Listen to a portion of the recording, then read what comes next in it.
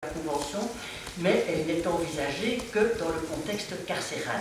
Moi j'ai entendu tout ce matin, parce qu'aujourd'hui c'est quand même un peu un grand jour, jour noir, j'en sais rien, sur les prisons en France, tout ce que j'ai entendu à la radio, donc pardonnez-moi, ma source on est plus ou moins scientifique, mais je vois bien que toutes ces questions de prison aujourd'hui en France sont vraiment au peu, puisque le ministre annonce qu'il va construire combien de nouvelles places, 10 000. Bon, n'en parlons pas, c'est un autre débat.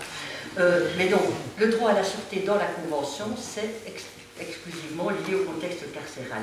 Et c'est idem dans la Déclaration universelle des droits de l'homme en 1948, c'est la même chose dans la Charte des droits fondamentaux de l'Union. Vous voyez bien, vous le sentez bien, aujourd'hui en matière de droits de l'homme, on a une multitude de textes, depuis la Déclaration de 1948 jusqu'à la Charte des droits fondamentaux de l'Union de 2000 et de 2009, la fin du XXe siècle et le début du XXIe, elle est encadrée de conventions en matière de droits de l'homme. Et donc, le droit à la sûreté vise davantage les arrestations et les détentions arbitraires. Maintenant, vous savez que Ludovic Hendel et Hélène Tricoucha ont écrit un traité de droit international des droits de l'homme. J'espère que vous l'avez tous sous votre oreiller. C'est une brique... Je travaille. C'est un ouvrage vraiment extraordinaire. Ça, je le dis franchement, tu peux partir un moment. C'est vraiment c'est ce qu'on appelle une somme, c'est un traité. C'est vraiment un traité sur le droit international des droits de l'homme qui comprend tout. Donc, lorsque j'ai une question, maintenant, je vais voir ma Bible de Hendel Tricoucha. Dans ce livre, vous parlez de la sécurité. Vous parlez de la sécurité, c'est une question peut-être un peu technique, alors je ne vais peut-être pas trop insister là-dessus, mais on voit d'autres textes qui protègent les droits de l'homme aujourd'hui. Le Pacte international sur les droits civils et politiques, les Nations Unies, 1966, la Convention américaine, que Ludovic connaît particulièrement bien, la Charte africaine des droits de l'homme et des peuples, même la Charte arabe des droits de l'homme. Donc tous ces instruments-là, eux, ils prévoient de manière plus précise, me semble-t-il, le droit à la sécurité. Et ma question est de savoir, est-ce que le droit à la sécurité, c'est un droit fondamental? Dans la Convention des droits de l'homme, non, ce n'est pas un droit autonome, mais c'est un droit implicite.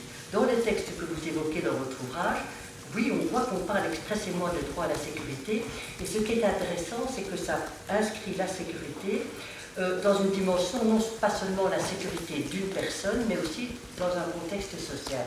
Et ça, je trouve vraiment important. La sécurité, ça c'est une étape par rapport aux autres textes qui ne parlent que de sûreté. Dans ces documents-là, on inscrit davantage la sécurité dans une dimension sociale.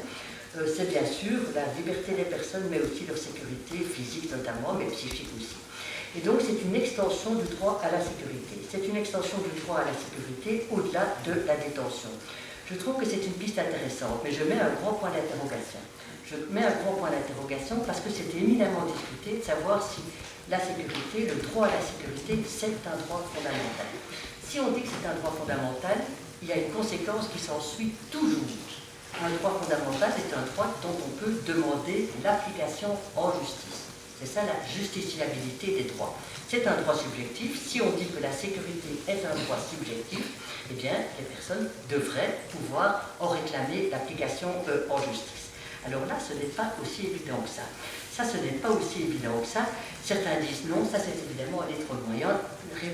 Réclamer l'application en justice, c'est-à-dire que des personnes, des groupes, peuvent introduire un recours contre l'État dans leur pays, devant les juridictions internationales, pour demander l'application de ce droit à la sécurité.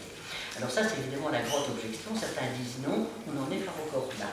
Mais ce qui est intéressant dans l'ouvrage de Ludovic sur le traité de droit des droits de l'homme, et c'est le seul endroit où je l'ai vu, où avec autant de précision, vous montrez bien que dans toute une série de textes, non, dans d'autres textes, oui, et pas simplement dans les textes, mais aussi dans les organes d'application de ces textes. Le pacte sur les droits civils et politiques, il est mis en œuvre par le Comité des droits de l'homme des Nations Unies. Le Comité des droits de l'homme des Nations Unies a quand même des observations là-dessus qui sont crûment intéressantes.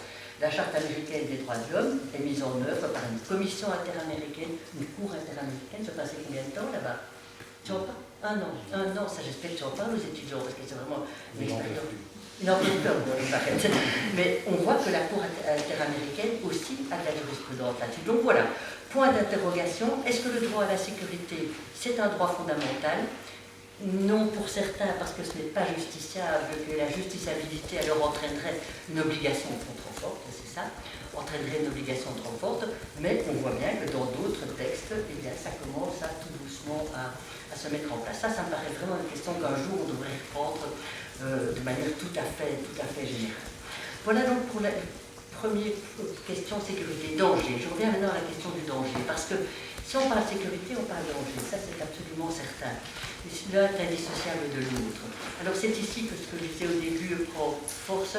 Il est évident que comme juriste, on ne peut pas avoir des idées ou des réflexions là-dessus vraiment particulièrement géniales, loin de là. C'est là qu'on doit vraiment aller plus loin.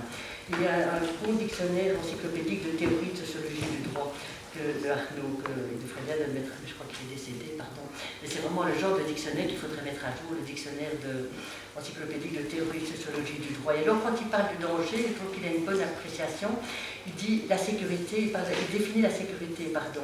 C'est défini comme, entre guillemets, l'état résultant de l'absence d'une impression de danger ou la situation correspondant à l'absence réelle de danger. Et dans une approche plus subtile de la notion de la sécurité, on voit bien que le danger a une double dimension, à la fois subjective et à la fois objective. Et cette double dimension doit être respectée. S'il y a une impression ou un sentiment de danger, un sentiment, ça se respecte. Ça, c'est pour moi vraiment un point important. Mais il y a la dimension objective et aussi la dimension subjective. Et la question de la sécurité, lorsqu'on l'articule, lorsqu'on la problématise avec la notion de danger, dans ce double aspect, c'est évidemment aussi inséparable de la peur. Et donc sécurité, danger, peur, on a là une sorte de séquence qui doit être problématisée. Pour moi, qui doit être problématisée. Bien sûr, ici, je vais travailler sur la question du terrorisme qui peut certainement être considéré comme représentant le danger le plus grave. Ça, c'est absolument certain. Et c'est pour ça qu'il faut vraiment le prendre au sérieux. Mais je crois aussi qu'on doit pouvoir dire, de nouveau, sous réserve de vos critiques, je crois aussi qu'aujourd'hui, dans le contexte actuel, qui est un contexte à la fois national et international, quand même relativement délétère, un contexte de crise sociale, économique, politique, tout devient un peu danger. Tout devient un peu danger et souvent on voit quand même que les solidarités se resserrent. Alors je vois aussi, et c'est vrai que ça me pose problème, que les peurs sont souvent exploitées. Que les peurs sont aussi souvent, à la fois elles sont réelles et en même temps elles sont exploitées. C'est ça la difficulté. Et moi je le vois, mais je dirais ça à travers la manière dont je le vois, dans le contexte qui est le mien, dans le contexte qui n'est sans doute pas le vôtre, on a chacun des contextes différents et on analyse les choses avec des perspectives qui nous sont propres. Et je vois que ces peurs qui sont souvent exploitées aujourd'hui, elles se concentrent beaucoup sur l'étranger, sur l'autre. Elles se concentrent beaucoup sur l'autre, et ça c'est des questions qui moi me préoccupent de plus en plus. J'aurais pu faire toute la j'aurais pas pu, mais j'aurais aimé pouvoir faire toute l'intervention là-dessus. L'autre, et pour ça en anglais, ils ont ces trois termes pour l'autre, que je trouve assez passionnants. Il y a le foreigner, celui qui a une autre nationalité, bien sûr. Mais il y a aussi le stranger, celui qui n'est pas membre de notre communauté. Celui qui n'est pas membre de notre communauté, c'est une notion et que l'on retrouve beaucoup en matière de terrorisme. C'est pour ça que je me permets d'évoquer ici. C'est une notion, l'étranger au sens de stranger, qui amalgame alors les stigmatistes, les réfugiés, les immigrés, les musulmans, les roms, et qui deviennent alors, et ça c'est le troisième sens de l'étranger en anglais, des ennemis, des aliens. Et donc c'est le triple nom de l'étranger en anglais, pour moi, et c'est vrai, je ne peux pas m'empêcher de dire que oui, ou d'être préoccupé par le fait qu'on assiste à une intolérance croissante et qui est renforcée par le pouvoir des stéréotypes contre des personnes, contre des groupes dont on pense qu'ils nous menacent. Et ça, pour moi, j'avoue, c'est un vrai problème. Il y a vraiment un peu tout ça, l'idée que les autres sont simplement de trop. Il y a un poète brésilien qui a une petite phrase que je trouve magnifique et qui dit « Les étrangers occupent nos places, même quand nous sommes assis et qu'ils voyagent debout ». Ça, je trouve que c'est vraiment une phrase qui me... Voilà, donc je ne vais pas entrer dans ce sujet-là, même si je pense évidemment que la question des migrations, elle est cruciale, et je suis sûre, je suis certaine que l'histoire va nous reprocher l'Europe forteresse et les drames humains dont on est témoin tous les jours. Ça, j'en suis persuadée. L'Europe se barricade, elle construit des murs en pensant que ces murs vont la protéger contre l'invasion, dans le terme d'invasion des migrants. D'ailleurs, quand on réfléchit à ça, mais je ne vais pas faire une parenthèse trop longue avant d'apporter mon sujet, mais cette question des murs, elle n'est pas du tout nouvelle. Chaque fois qu'une civilisation ne parvient pas à penser l'autre, eh bien, on voit qu'effectivement, on construit des pierres, des fers, des barbelés, etc. Voilà, donc ça c'est un thème qui est un peu lié à ça, c'est parce que si on réfléchit sécurité, peur, sécurité, danger et peur, eh bien aujourd'hui il y a cette question-là qui pour moi est une question cruciale. C'est une question cruciale et sur laquelle je crois qu'à l'inverse de l'hystérie identitaire, on doit réinventer le droit à l'hospitalité. Quand je dis le droit, ce n'est pas la générosité, le droit. Bien, mais c'est un autre sujet et qu'il faudra certainement aborder. Voilà un peu une mise en perspective, si vous voulez, sécurité, danger, peur. Tâchez à la fois de le prendre au sérieux et en même temps de le contextualiser dans la situation que nous vivons aujourd'hui. Mon deuxième point, les relations paradoxales entre terrorisme et droits de l'homme. Je pense que dans ces relations entre droits de l'homme et terrorisme, on est confronté à un paradoxe. Et quand je dis un paradoxe, ce n'est pas une contradiction. Parce qu'une contradiction, je dirais, c'est assez facile. Une contradiction, c'est comme un nœud, on dénoue. Tandis qu'un paradoxe, il faut l'assumer. Il faut l'assumer. Et ce paradoxe est le suivant. C'est qu'il est évident, il est admis, que le terrorisme pose en lui-même une menace à la jouissance des droits humains et des valeurs les plus fondamentales. Ça, c'est le premier aspect. Il est évident, et là, je crois que c'est presque indiscutable. La Cour européenne des droits de l'homme l'a dit dans un tout premier arrêt en 1978, Irlande contre le Royaume-Uni. Vous voyez pourquoi c'est Irlande contre le Royaume-Uni? C'est une requête d'un pays contre un autre, ce qui est très rare, mais c'était l'époque, évidemment, de la situation et du terrorisme irlandais. Les affaires à la Cour sont le reflet de ce qui se passe dans la vie politique, évidemment. Irlande contre le Royaume-Uni, 78, la Cour souligne avec force que les activités terroristes sont manifestement contraires aux droits fondamentaux. Il s'agit d'une violation flagrante de ceux-ci. Je vous l'expliquerai plus en détail dans un moment. Mais comme nous le savons, et ça c'est l'autre versant du paradoxe, la lutte contre le terrorisme peut à son tour entraîner l'érosion, l'abandon, la violation d'un certain nombre de droits et libertés, aussi bien individuels que collectifs. Donc ce n'est pas simplement opposer le collectif à l'individuel. La lutte contre le terrorisme peut entraîner l'érosion, voire l'abandon de libertés et de droits individuels et collectifs. Alors certains disent que ça c'est le lien direct et indirect entre les droits de l'homme et le terrorisme. C'est double facette, c'est double aspect. Le lien indirect, parce que les activités terroristes tuent, blessent des civils innocents, les privent de leur liberté, détruisent leurs biens, mettent en péril des biens collectifs, comme la sécurité nationale, l'ordre public. Et le lien est indirect lorsque la réponse de l'État au terrorisme conduit à l'adoption de politiques et de pratiques qui sont susceptibles de miner les droits fondamentaux. Alors ce paradoxe entraîne quelque chose de difficile pour les États. C'est pas simplement que voilà, on constate le paradoxe. C'est que les États, si vous traduisez ce paradoxe en termes d'obligations pour les États, eh bien les États sont soumis à une double responsabilité. C'est ça la grande difficulté. Les États sont soumis à une double difficulté, ou à une double responsabilité, pardon. Les États sont soumis à une double responsabilité au regard des droits fondamentaux, et en l'espèce, moi je me limite à la Convention européenne des droits de l'homme. D'un côté, ils ont l'obligation de combattre efficacement le terrorisme. Ça, c'est une obligation, et je vais le dire dans un moment. D'un autre côté, ils ont l'obligation de respecter les droits humains dans la mise en œuvre des mesures antiterroristes. Voilà tout court ma seconde partie qui est un peu comme un entremets, si vous voulez, entre sécurité, danger et peur, et avant de développer ce qui sera dans les deux parties beaucoup plus longues, l'obligation de lutter contre le terrorisme, l'obligation de respecter les droits humains dans la lutte contre le terrorisme, eh bien cette seconde petite partie, c'est de montrer que ces relations paradoxales entre l'un et l'autre, on doit l'assumer. On doit l'assumer et trouver des... trouver des concordances, voilà, trouver des concordances, trouver des manières de les penser ensemble, pas simplement de dire on va être pour l'un et pour l'autre. Ça c'est la contradiction, on va dénouer, on va supprimer le nœud et alors on va dire ça, cela sans ceci. Non, c'est beaucoup plus profond et beaucoup plus difficile.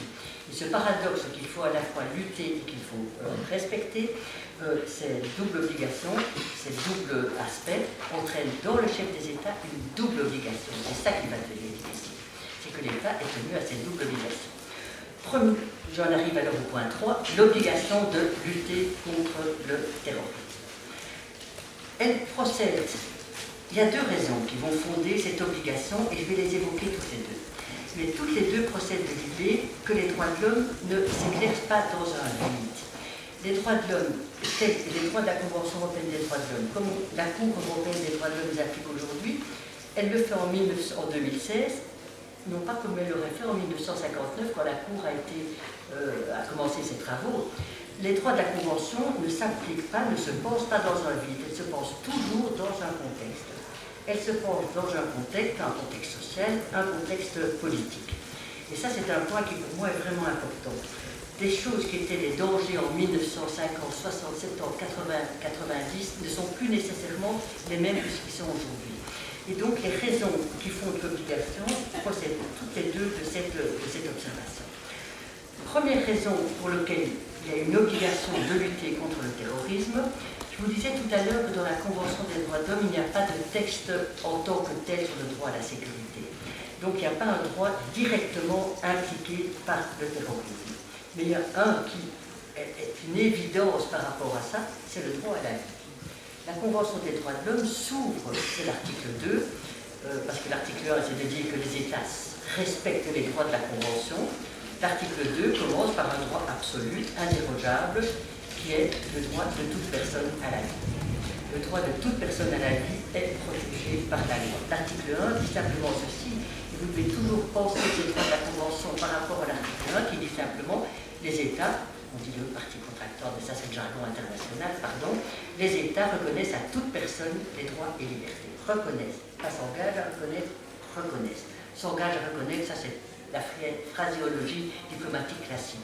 Quand on dit les États s'engagent, ça veut dire qu'ils s'engagent et qu'ils appliquent. Même si c'est difficile, même si ça ne va pas, même si on n'a pas l'argent, c'est une obligation forte. Donc la disposition qui est la première raison pour laquelle il y a une obligation de lutter contre le terrorisme, c'est le droit à la vie. C'est le droit à la vie consacré par l'article 2. C'est un droit absolu, c'est un droit interrogeable et qui est la source première de l'obligation pour les États de protéger la vie. Alors, ce principe, inscrit dans l'article 2 de la Convention, selon les États, implique que les États sont tenus de prendre des mesures raisonnables et du bien raisonnable. Les droits de l'homme ne sont pas des fous. Les droits de l'homme ne sont pas là de dire il faut faire des choses déraisonnables, absolues. Non, vous verrez très bien dans toute la manière dont la Convention aborde ces questions, il y a toujours cette idée de la proportion, de la juste proportion et du caractère raisonnable.